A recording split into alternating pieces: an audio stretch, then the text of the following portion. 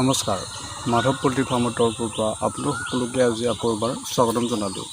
আজি এটা গুৰুত্বপূৰ্ণ বিষয়বস্তুৰ ওপৰত ভিডিঅ' আকাৰে লৈ আহিছোঁ আপোনালোকৰ মাজত। সেইটো হৈছে যে মুৰ্গীৰ ফাৰ্মত আমি লিটাৰৰ যত্ন। এতিয়া মেইন পইণ্টটো হ'ল আমাৰ লিটাৰনো কি।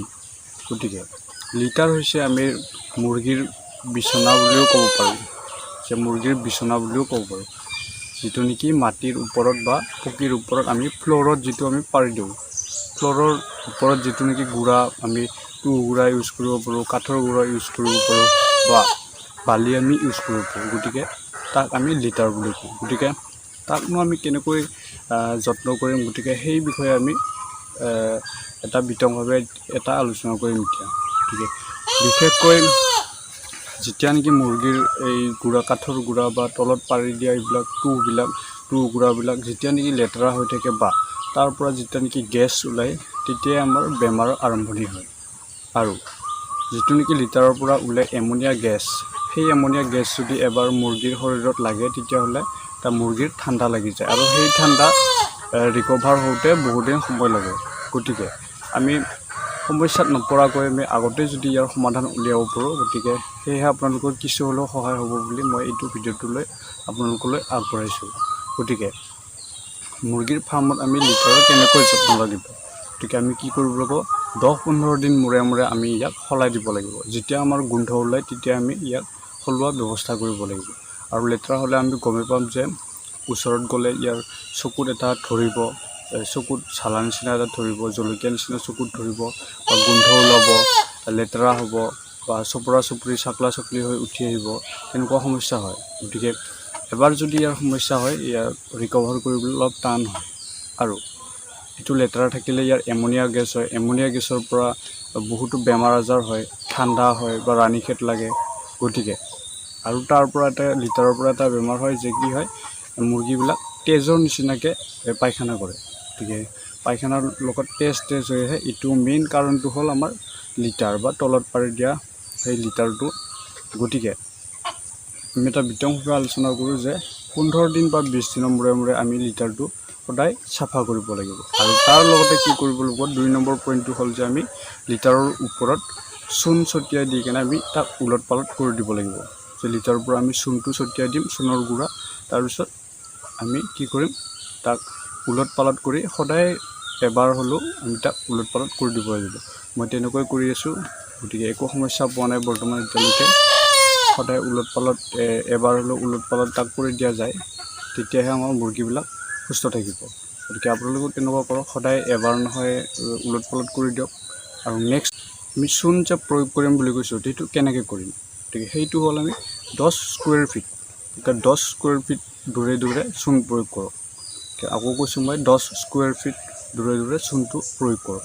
এনেকৈ কৰিলে আমাৰ ভাল ফলাফল এটা দিব পাৰিব। আৰু চূণটো দি কিনে ওলট পালট কৰি দিলে হ'ল, তেতিয়া তাৰ ভিতৰত যি বীজাণু বা বেক্টেৰিয়া থাকে, সেইবোৰ চূণে মাৰি পেলাব বা তাৰ পৰা বেমাৰ আজাৰ বিয়পোৱাৰ চান্স বহুতো কম থাকে।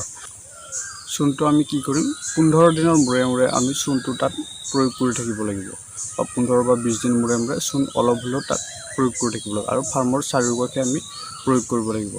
চূণ বা এই পটাছ পায়, সেইটো পটাছটো মাৰিলেও হয়, চূণটো মাৰিলেও হয়।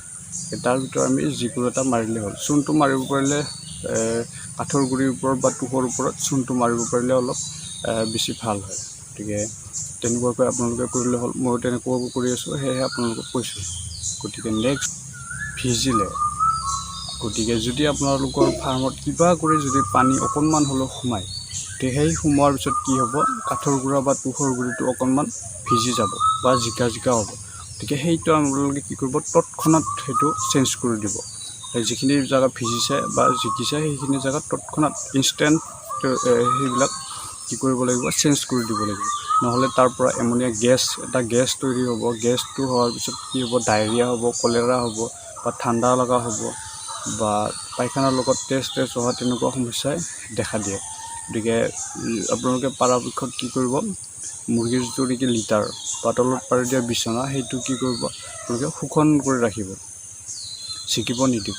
আৰু বেছিকৈ শুকনো ৰখা দৰকাৰ নাই। আপোনালোকে চাব, যদি এনে যদি ধূলা ধূলি হৈ থাকে বা এনে যদি আপোনালোকে ভৰিখন এবাৰ হাতখন এনেকৈ দি দিলে যদি উৰি যায়, তেতিয়াহ'লে যদি বেছি যদি ধূলা তৰি হয় তাৰ ওপৰত তেতিয়াহ'লে কি হ'ব, তেতিয়াহ'লেও সমস্যা হয়। বেছি ধূলাও নহয়, বেছি চিকাও নহয়, তেনেকুৱাও হৈ থাকিব লাগে। যদি বেছি শুকান হৈ থাকে তেতিয়াহ'লে কি হ'ব, এই গুড়াবিলাক ধূলাবিলাক মুৰ্গীৰ নাকত সোমাব, তেতিয়া চৰ্দি হোৱাৰ এটা চান্স থাকে। গতিকে তেনেকুৱা চূণটো প্ৰয়োগ কৰি থাকিলে হ'ল। আৰু মুৰ্গীৰ বিচনাখন বিশেষকৈ আপোনালোকে ছিগিব নিদিলে অতি ভাল হয়। গতিকে ছিগিব নিদিলে হ'ল, পৰাপক্ষত ভালদৰে ৰাখিলে হ'ল। লিটাৰটো ভালে থাকিলেহে আপোনালোকে মুৰ্গীবিলাক সুস্থ সবল হৈ থাকিব। গতিকে আৰু মুৰ্গী যদি ভিজাৰ পিছত মুৰ্গীৰ লিটাৰৰ যিটো নেকি তলত পাৰিটো বিচনা, সেইটো যদি ভিজে আমাৰ কি অপকাৰ হ'ব পাৰে। তাৰ ফলত আমাৰ ডায়েৰিয়া হ'ব পাৰে, কলেৰা হ'ব পাৰে, ঠাণ্ডা লগা হ'ব পাৰে। গতিকে এমনিয়া গেছ তৈৰি হ'ব পাৰে। এমনিয়া গেছৰ পৰা যিটো অতি ঠাণ্ডা লাগে, সেই ঠাণ্ডাৰ পৰা মুৰ্গী বচোৱাটো অত্যন্ত টান। এই ঠাণ্ডাৰ পৰা একো ৰাণীখেত হ'ব, গাম্বৰু হ'ব, তেনেকুৱা ৰোগ দেখা দিয়ে।